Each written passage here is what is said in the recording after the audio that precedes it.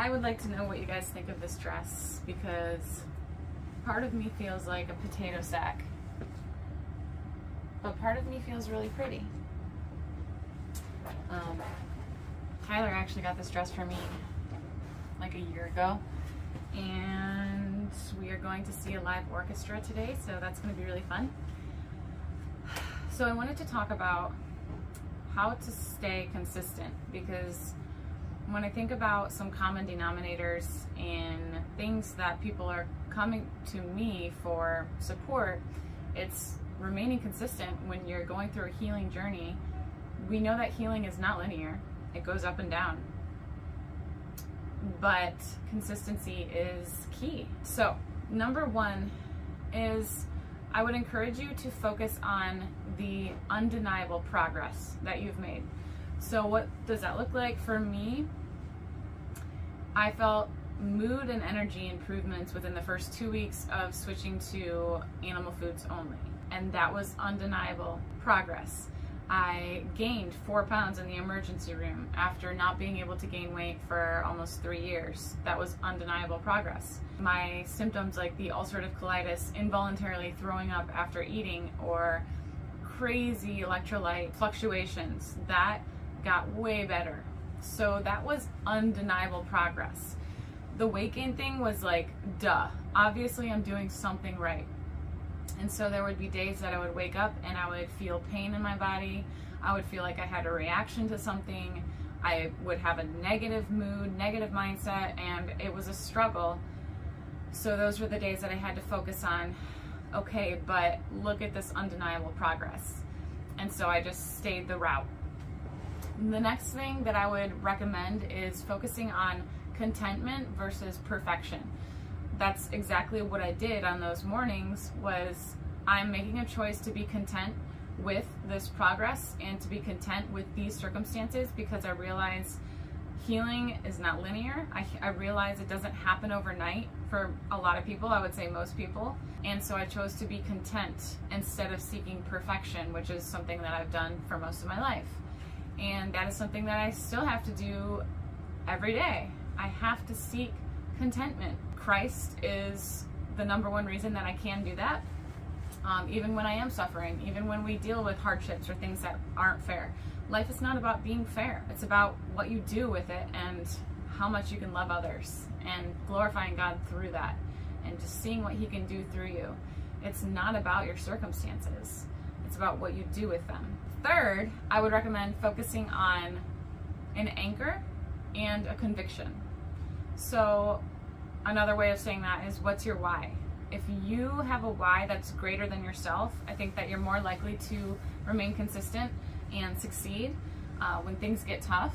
If your why is more just shallow, I guess I should say, superficial, I don't think you're gonna last as long. One of my major whys was my niece, Emma, who had only known me as this very malnourished person, and I just couldn't bear the thought of me actually dying because of malnourishment and her having to live with that memory. I hated that. So I wanted to be strong, I wanted to be healthy, I wanted to be a good example. And that's what I became, and that's why I didn't give up many days. I also had a conviction. If you've watched any of my other videos, I talk about that 3rd consecutive emergency room. I felt like the Lord was twisting my arm. I felt like He was telling me to surrender an idol, which at the time was the ketogenic diet. I was trusting a way of eating more than God Himself. I was convicted. And in that conviction, it helped me to stay consistent on the days that I doubted things, that I wanted to second guess myself, that I wanted to reach out and ask another human being for advice, when I had been doing that for already years. I was done with that, and that conviction was real to me. Real enough for me to actually step back from all the Facebook forums and you know, blowing up people's inboxes and asking for advice. I really took a step back from that because I had a conviction from God, and it was so clear and obvious that I just needed to follow Him and seek Him. And when I made that decision, I gained wisdom. The wisdom and clarity came after the conviction. And that's how it works. So don't seek perfection, focus on the progress, and have an anchor. Conviction helps. Another example of conviction would just be You know, if you are drowning in negative thoughts, if you are loathing yourself, if you're not happy when you wake up in the morning, I feel like that's a good enough conviction. Like, you gotta make a change. If you are walking around in bondage or chains or addiction, guess what? Most people are doing that at one point in their lives. You're not alone, but you have to step out of that and allowing yourself to actually be humbled by your experience instead of thinking, you know, like, oh, it's not as bad as it really is. Everyone else is doing this. This is just life. I just need to settle. Those are all lies from the enemy. A true conviction would sometimes be, okay, I'm going to trust the promises that God has, that He actually wants abundance for me. And that was a conviction for me. It was something that I couldn't allow myself to lie to myself anymore. The last thing I want to say is that getting healthy is about abundance, not deprivation. If you are trying to get healthy via deprivation, I don't think you're going to make it. Even if you get to your goal, whatever that may be, I don't think it's going to last. I think you're going to go back to where you were because it never came from a place that was sustainable or filled with joy. So you have to just make sure that your motive is pure and make sure that you are coming from a mindset of abundance and not deprivation. We are not made to deprive ourselves or restrict ourselves to fit into some kind of box that society has tried to label us to fit into. That's not what life is about. Remember that God desires abundance for you, and that healing does not look pretty. When you're healing, things are bound to change. What was working perfectly or very well might actually change because the circumstances are changing in a good way.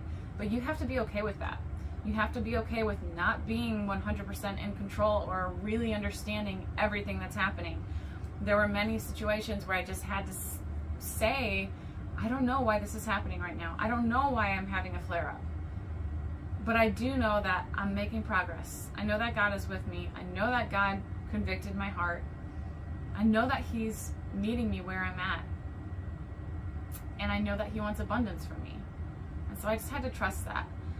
So those are some things that have helped me to be consistent in the tougher times. And that still helped me. Right now, I wasn't planning on even sharing this, but right now, I've been struggling because I just had a miscarriage, a silent miscarriage, which means my body thought I was pregnant for much longer than I was. I have not lost any weight, but I've definitely not been eating as much just because my appetite has not been as much. My hormones have been just wacko. And it's hard for me it's just hard. It's a hard pill to swallow. Like, I went through so many changes in that short time frame. I know that it's not as bad as some people have it, but guess what? It was a hard experience. And it's like, what did I get out of that? I mean, I was really lean before I got pregnant. And I was proud of all my hard work. I gained so much healthy muscle, and now I have this body that was pregnant, and I don't have a baby to show for it. And that sounds so superficial and so selfish, and to some degree it is. I have to focus on, look at all the beautiful things that God took out of this very tragic thing that happened. He's going to turn it for good. I've had people message me and say that my video really blessed them. And it's also just helped me to grow and in my capacity to learn self-control over my emotions, over my wacko hormones, to be grateful for life. So this is just something that I'm working through every day, and it's consistency in overcoming this grieving is all those things I just mentioned. You know, we'll look at the positives, not the negatives. And I have an anchor, I have a conviction. I know that the Lord wants us to have children. He wants abundance for us. This miscarriage is not from the Lord. This is not a part of His plan, but He will turn ugly things and turn it for good.